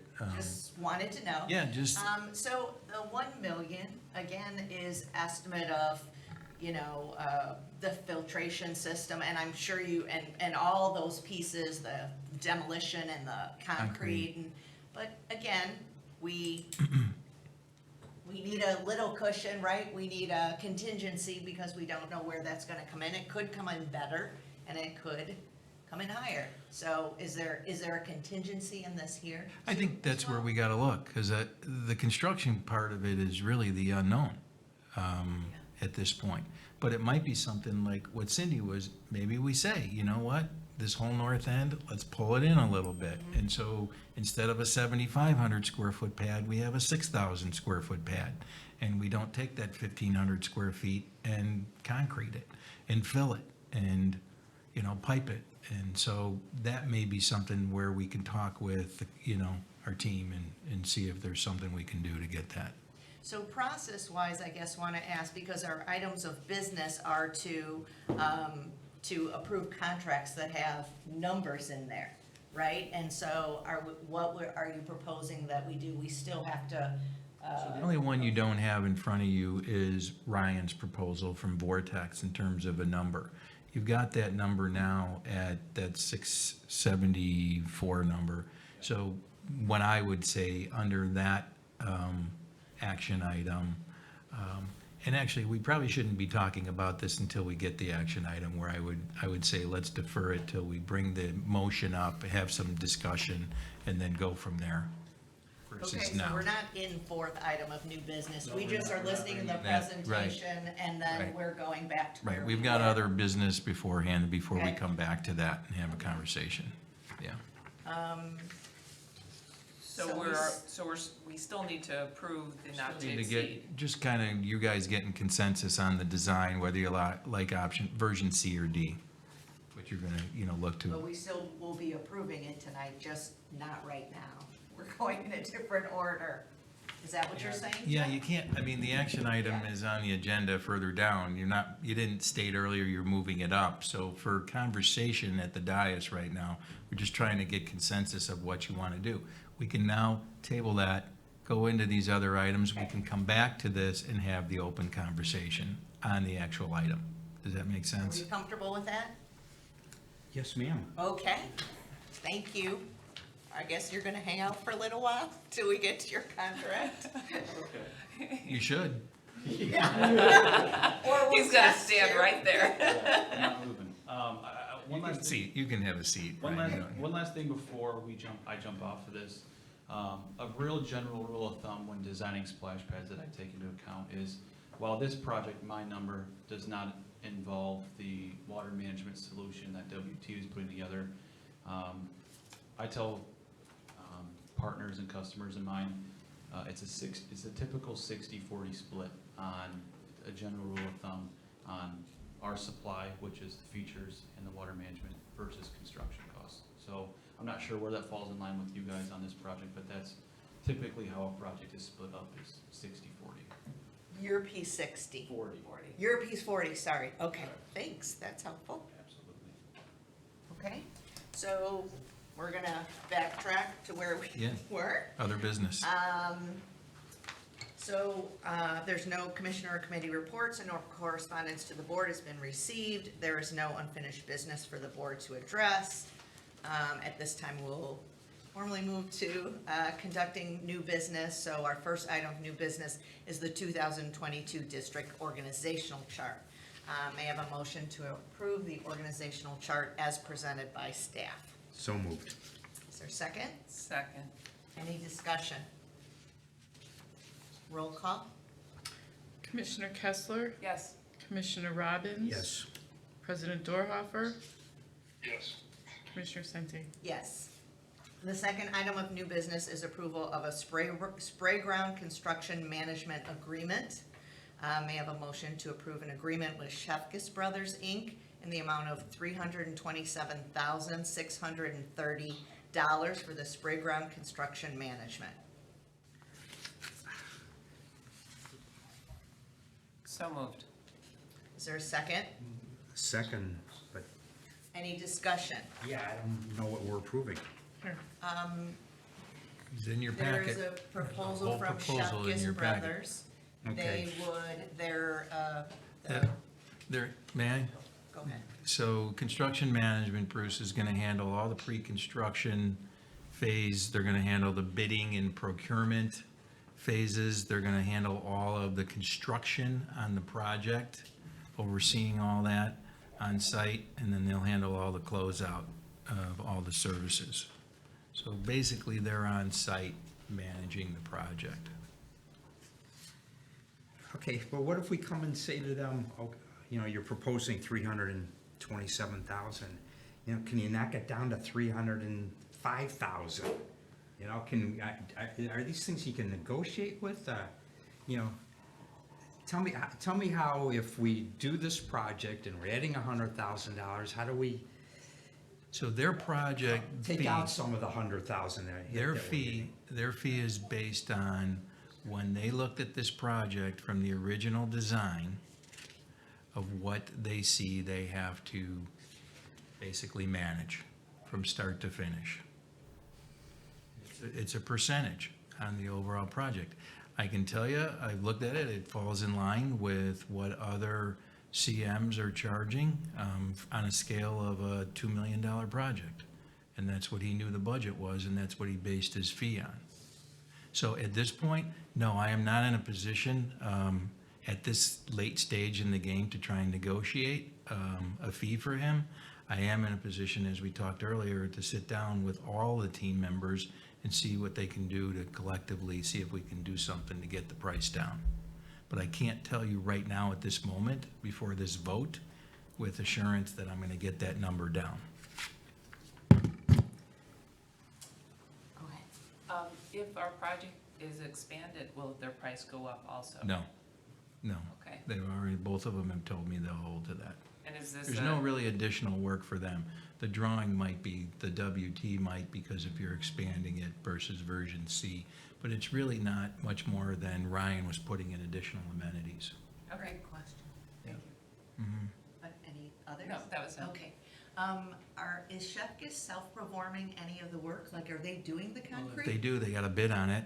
Yeah. They can't, just like any other That's their contractor. specialty, so I was wondering Specialty it is might be concrete. helpful to find some More than savings. likely, I've had that conversation with them because they're a concrete contractor. So there's a big portion of this project, as you see, is concrete.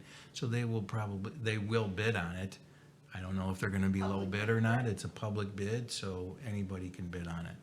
And that's a legal requirement, obviously, that we've gotta withhold, yeah. Okay. Did you want to have more conversation, or do you feel comfortable with that? I don't feel comfortable in the position that, okay, this is it, 320,000, and we can't do anything about it. I just cannot believe that there's a little negotiation. I guess I maybe just the can't only believe it. thing that I could add is just because this was my profession and I owned an architectural firm, is that I think knowing that the fee needs to be competitive, they're been in the industry for decades, that they are proposing to us not a high fee that they're thinking we're gonna negotiate. That doesn't typically happen with professional services, architecture and engineering. And so I feel comfortable with this number, but I think that they tried to give a very fair fee from the start. And I think it may be it would be taken back. It isn't, yeah, I'll leave it at that. Yeah, percentage-wise, this falls in line with other construction projects, so I'm comfortable with it. Thanks for adding that. Dave? So if we're okay, would we like to move forward? Wait. You have Think a someone motion, made the you have a motion and a second, On the table. so. Are we ready for the roll call? Okay, please. Commissioner Senti, Yes. Commissioner Robbins, Yes. Commissioner Kessler, Yes. President Dorhoeffer. Yes. Okay, thank you. The third item of new business is approval of the spray ground MEP, Mechanical Electrical Plumbing Management Agreement.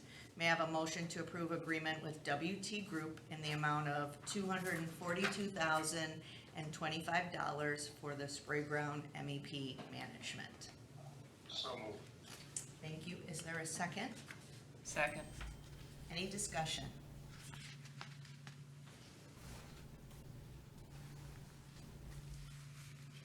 No? Okay.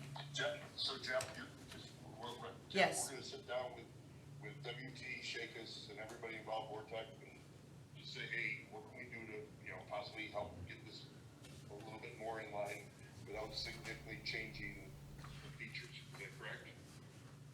Yes, that's what we want to do. Thanks for clarifying that. Okay. Did you want to add anything, Jeff? Okay. All right.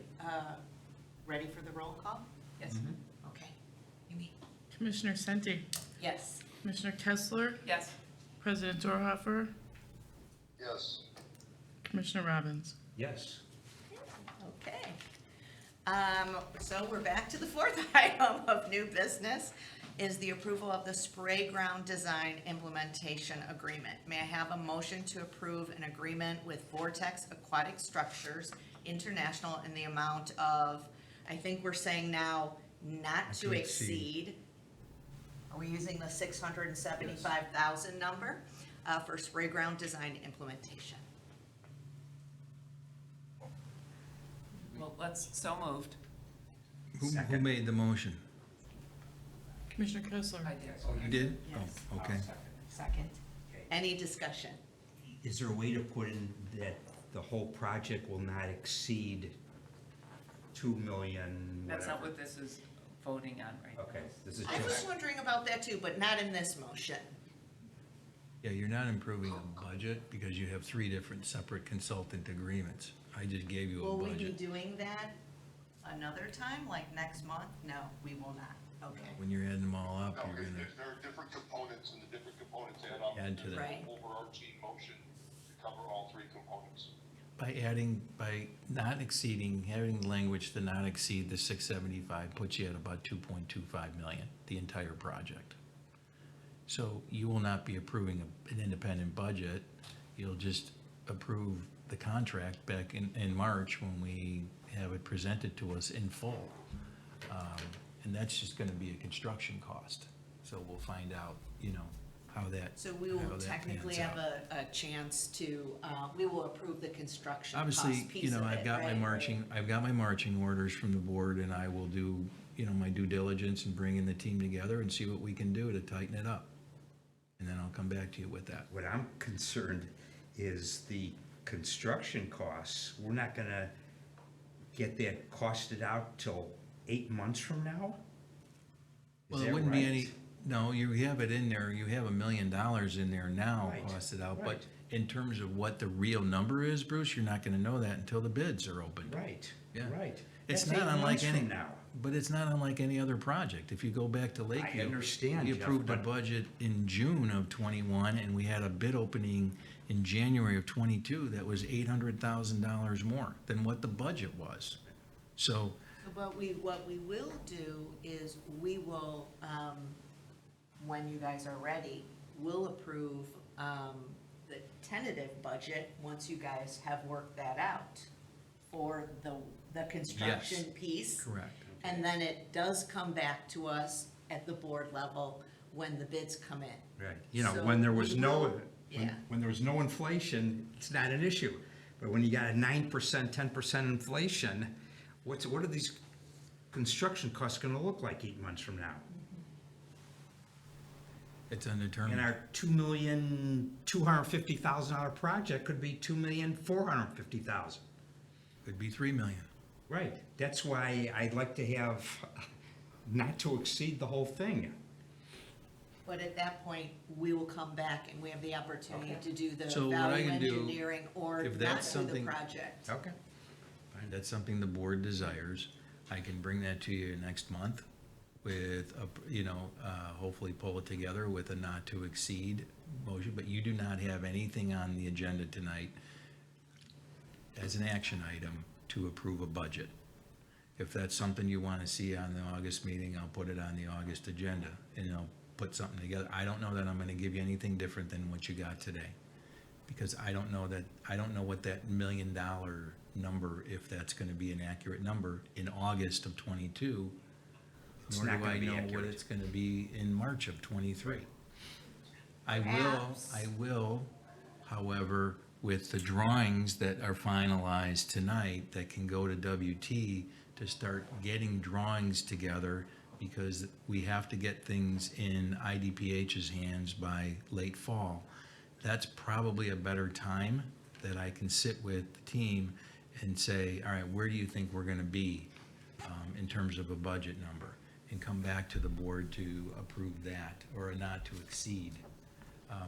We did this same thing, 16 months ago, not even 16 months ago, a year ago. It was a year ago, July, when we approved a budget. And it came in $800,000 higher, 5 months later.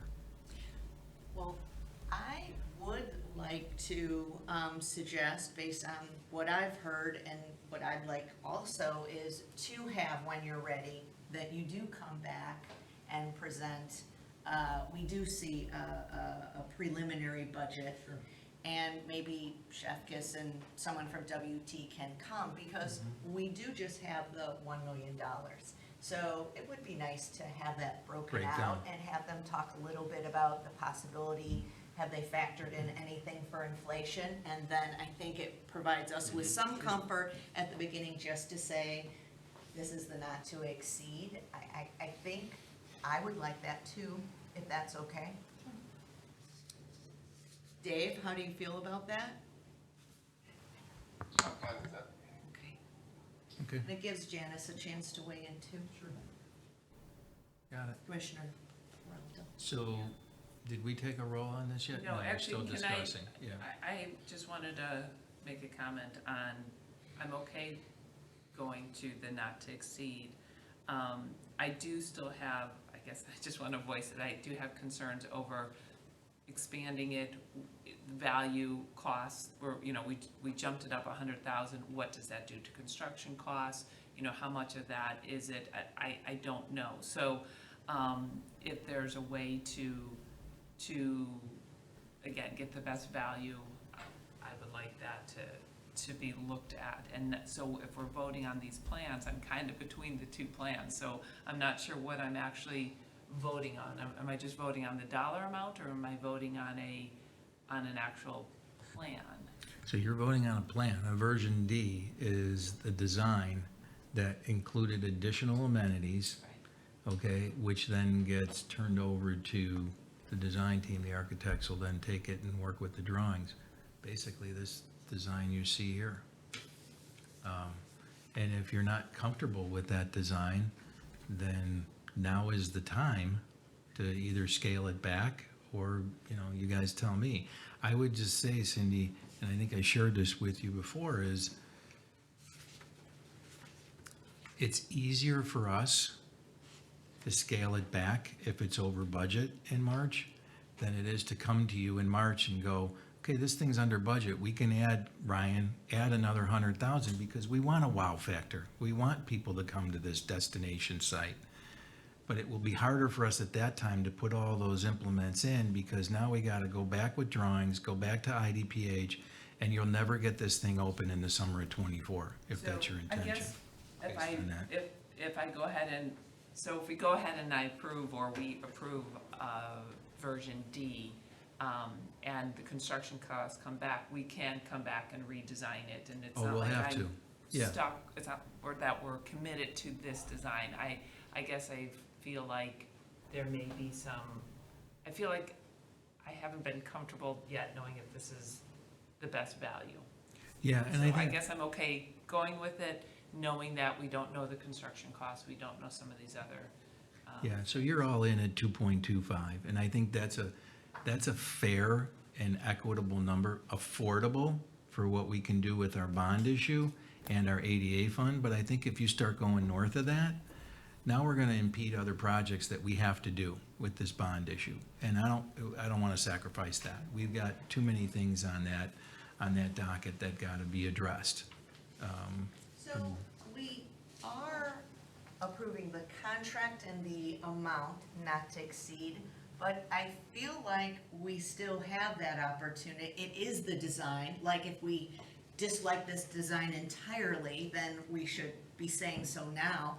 But it does leave some room for tweaks and some efficiencies and some reduction by still approving it tonight, correct? Yes. So it does allow us that. Does that, that's what I hear you guys saying. Okay, I mean, if we decide that we want to have go back to a smaller version, we could still do it and not go all the way up to 2.25 if we don't want to. Or once we go up to 2, Well, yeah, I kind of think, committing to that. Ryan, you wanna address that, and, Yeah, that's good. you know, from your Absolutely. I design? agree that, we don't have to go up to 2,250,000. Yeah, you guys are right. We, approving this tonight does not lock us into, this is it, that, this is what you guys are gonna get.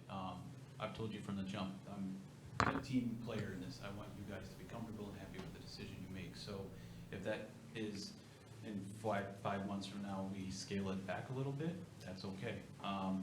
We don't, for you guys' sake, manufacturing wise, the structure itself will probably be about a 6-month lead time on that. Anything that's not structure centric is about an 8-week lead time, which is a typical splash pad. So we have time to get things in order. When it comes to the final, maybe we remove 2-3 pieces 5 months from now. So when you look at the schedule that I put in your packet of it, so March is the bid opening, construction would be August of '23. You're gonna need to have, by the time, I don't need his equipment until later in '23, or even in fall of, or spring of '24. But he's given you this 8-month window where we wanna be able to tell him, sometime like by April, let's say, of next year, this is exactly what we want based on, okay, if we're over budget, what we're gonna have to cut out.